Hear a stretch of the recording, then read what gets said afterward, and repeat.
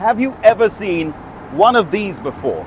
This is an extra fuel tank in the boot of this car, but it stores liquefied petroleum gas, or LPG. So this is a bi-fuel vehicle. It runs on both petrol and LPG. This system doesn't work on diesel. So how it works is, when you start the engine, it starts by burning regular petrol.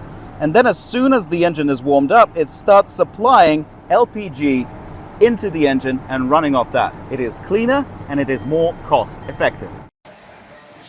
Vehicles like these rarely roll out of the factory like that. They're modified at workshops like this one. On average, it costs around $2,000 to have the system installed, but it pays off in the long run. LPG is half the price of petrol. And in Russia right now, demand is booming. Ukraine's attacks on oil refineries have led to fuel shortages. Long lines seen in Moscow in early July are making many people consider their options. I installed the system 5 days ago. I didn't want to wait in line at the fuel station. It runs smoothly. We used to modify 1 or 2 cars a day. Now we're doing 10, and there's a waiting list of around 2 weeks.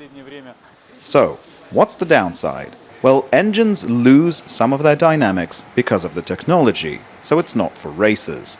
Another disadvantage is less space in the boot because the extra fuel tank is fitted where the spare tire would go, so it goes back into the boot.